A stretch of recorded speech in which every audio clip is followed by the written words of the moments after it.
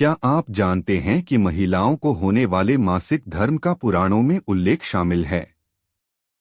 उन्हें मासिक धर्म क्यों होता है, इस पर एक पौराणिक कथा भी मौजूद है जो इंद्रदेव से संबंधित है। भागवत पुराण में वर्णित एक कथा के अनुसार एक बार बृहस्पति, जो देवताओं के गुरु थे, वे इंद्रदेव से काफी नाराज हो गए। इसके चलते असुरों ने देवलोक पर आक्रमण कर दिया और इंद्र को अपनी गद्दी छोड़कर भागना पड़ा। असुरों से खुद को बचाते हुए वे सृष्टि के रचनाकार भगवान ब्रह्मा के पास पहुंचे और उनसे मदद मांगने लगे। तब ब्रह्मा जी ने उन्हें बताया कि उन्हें एक ब्रह्मज्ञानी की सेवा करनी चाहिए।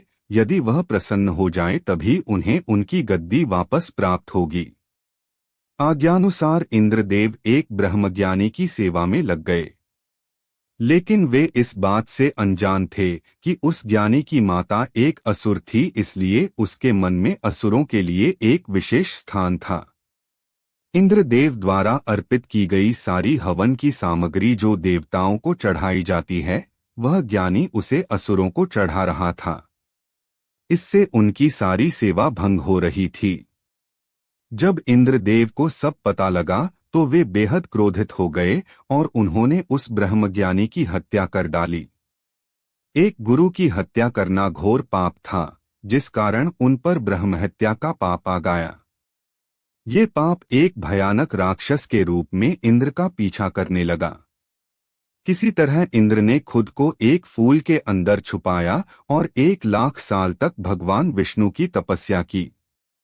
तपस्या से प्रसन्न होकर भगवान विष्णु ने इंद्रदेव को बचा तो लिया, लेकिन उनके ऊपर लगे पाप की मुक्ति के लिए एक सुझाव दिया। इसके लिए इंद्र को पेड़, जल, भूमि और स्त्री को अपने पाप का थोड़ा थोड़ा अंश देना था।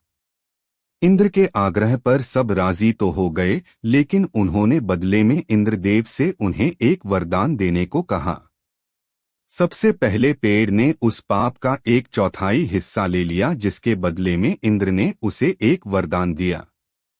वरदान के अनुसार पेड़ चाहे तो स्वयं ही अपने आप को जीवित कर सकता है।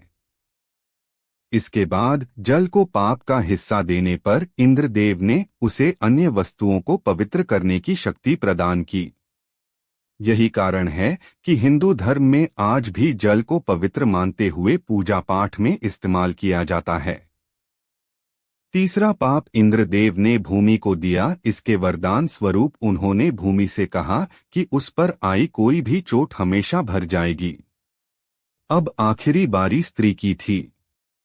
इस कथा के अनुसार स्त्री को पाप का हिस्सा देने के फलस्वरूप उन्हें हर महीने मासिक धर्म होता है। लेकिन उन्हें वरदान देने के लिए इंद्र ने कहा कि महिलाएं पुरुषों से कई गुना ज्यादा काम का आनंद उठाएंगी। इस दौरान वे ब्रह्महत्या यानी कि अपने गुरु की हत्या का पाप ढो रही होती हैं, इसलिए उन्हें अपने गुरु तथा भगवान से दूर रहने को कहा जाता है। यही कारण है कि प्राचीन समय से ही मासिक धर्म के दौरान महिलाओं को मंदिर जाने की मनाही थी।